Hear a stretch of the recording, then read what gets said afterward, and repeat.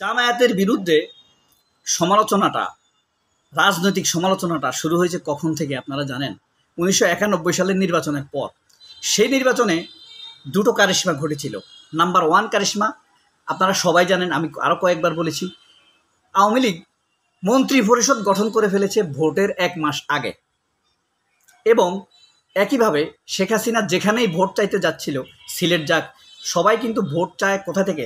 সিলেট 1 থেকে ভোট চাওয়া শুরু করে, হয়তো শাহজালাল আন্তর্জাতিক বিমানবন্দরে।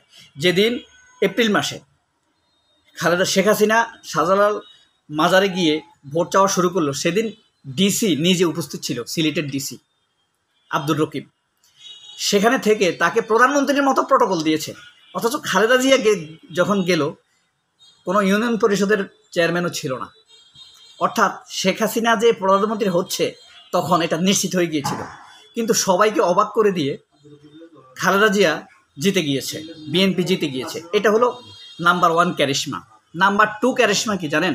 মাত্র 80 অথবা 82টি আসনে নির্বাচন করে জামায়াত ইসলাম 18টি আসন পেয়েছিল এবং আরও 30টি আসনে তারা মাত্র 2000, 1000, 500 এরকম ভোটে হেরেছিল।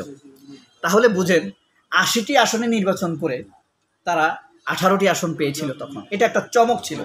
কিন্তু তখন সিপিবি, আওয়ামী লীগ, বামপন্থীরা ভেবেছিল যে জামায়াত ব্যানিশ হয়ে গিয়েছে, জামায়াতকে নিয়ে আর ভাবনার কিছু নেই।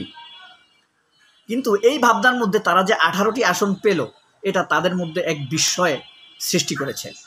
এরকম একটি অত্যাচারিত দল, ধ্বজভঙ্গর দল, তার উপরে বলা হয় রাজনৈতিকভাবে পাকিস্তানের পক্ষে ছিল, তারা স্বাধীনতার বিরোধী ছিল। রাজনৈতিকভাবে তারা আসলে কারোর উপর অত্যাচার করেনি, এটা খুব স্বাভাবিক।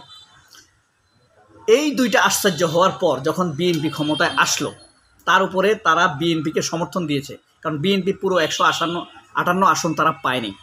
জামায়াত ইসলাম বিএনপিকে সমর্থন দেওয়ার ফলে বিএনপি সরকার গঠন করে।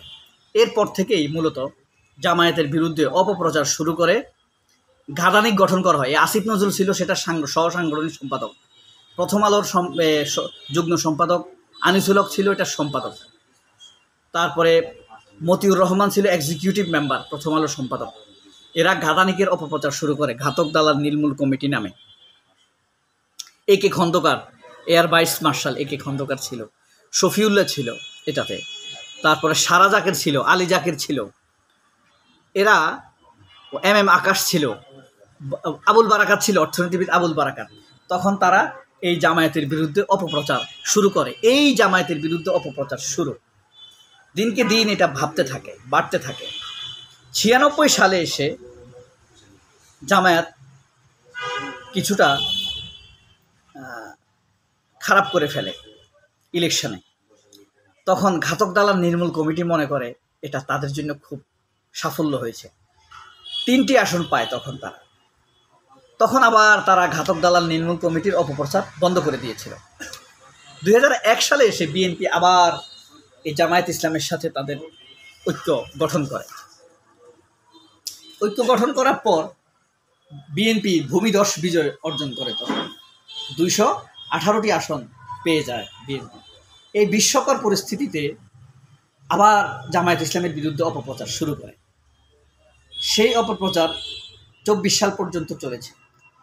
দেশের মানুষ নামাজ পড়তে যেত, রাজাকার, ইসলামের পক্ষে বলতো রাজাকার, মাদ্রাসায় পড়তো রাজাকার, টাকনুর উপরে রঙ্গি পড়তো রাজাকার, দুর্নীতির বিরোধিতা করতো রাজাকার, হাসিনার মিথ্য কথার বিরোধিতা করতো রাজাকার, হাসিনার ধর্মীয় অভিনয়ের বিরোধিতা করতো রাজাকার, ধর্ম ব্যবসায়ী। অথচ পল্টনে দিনের 2টা বাজে নামাজ পড়ে পাহারা বসিয়ে সে ধর্ম ব্যবসায়ী না। ধর্ম ব্যবসায়ী হলো যে নামাজ পড়ে, রোজা রাখে, ঈমান আমলের কথা বলে, মানুষকে খেলাফত প্রতিষ্ঠার কথা বলে, তাদেরকে বলা হচ্ছে রাজাকার, ধর্ম ব্যবসায়ী। অথচ জগতের সকল ধর্ম ব্যবসা করে তারা। এখন আবার নতুন করে দেখা যাচ্ছে মিডিয়ার অপপ্রচার শুরু হয়েছে জামায়াতের বিরুদ্ধে, মিডিয়ার ট্রায়াল। অর্থাৎ মিডিয়া থেকে আসলে ফ্যাসিবাদ বিতাড়িত হয়নি, ফ্যাসিবাদ পালিয়ে যায়নি, ফ্যাসিবাদ এখনও মিডিয়ার মধ্যে রয়ে গিয়েছে। এই ফ্যাসিবাদ ফিরিয়ে আনছে কারা? মূলত প্রধান সময় টিভি, এখন TV, 71 TV, DBC TV, channel 24, news 24, channel I এবং সবচাইতে ভয়াবহ হলো প্রথম আলো। তারা মিডিয়ার ভিতরে আবার ফ্যাসিবাদের চর্চা শুরু করেছে বিভিন্ন স্টাইলে সফট। এগুলো প্রথম আলো, চ্যানেল আই, এগুলো হলো আসলে এক একটা ভারতের সফট ক্যান্টনমেন্ট। আপনার চ্যানেল আইকে সফট ক্যান্টনমেন্ট বলতে হবে ভারতের। এখানে বসে বসে আসলে পরিকল্পনা প্রণয়ন করে জামাতের ভিতরের খবর তারা কিভাবে বের করবে, বিএনপির ভিতরের খবর কিভাবে তারা বের করবে, এমন একটা লোককে বের করবে খুঁজে যে আওয়ামী লীগ করে কিন্তু মানুষ জানে না, আমাদের সামনে এনে তাকে নিরপেক্ষ হিসাবে উপস্থাপন করবে, তার কথাগুলোকে আমরা নিরপেক্ষ হিসাবে ট্রিট করব।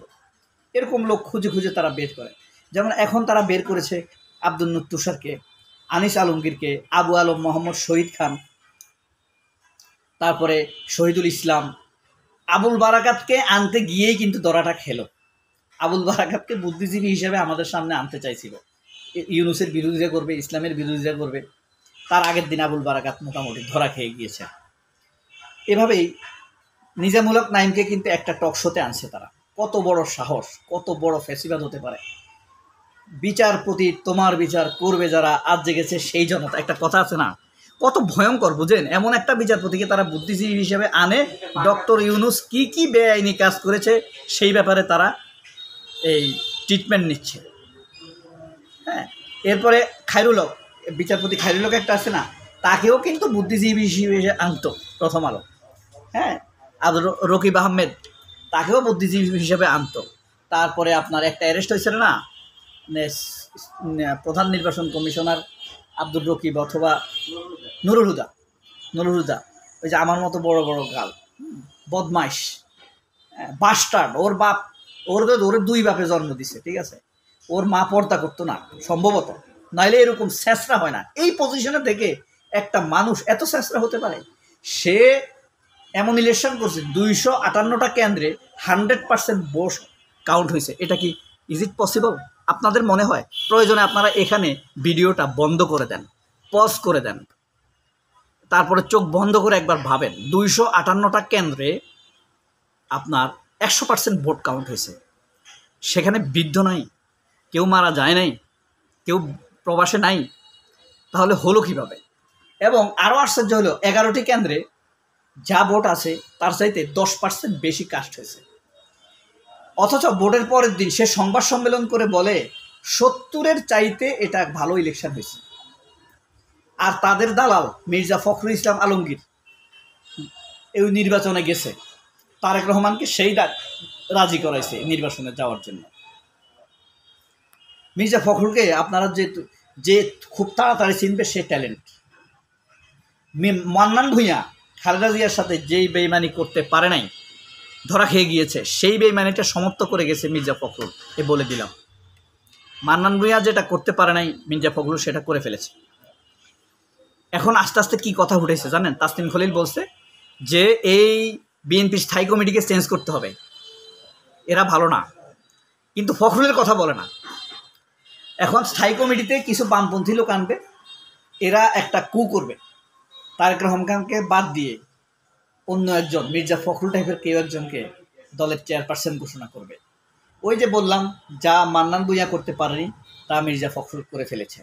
সবাই অনেক ভালো থাকবেন। আল্লাহ হাফেজ, আসসালামু আলাইকুম।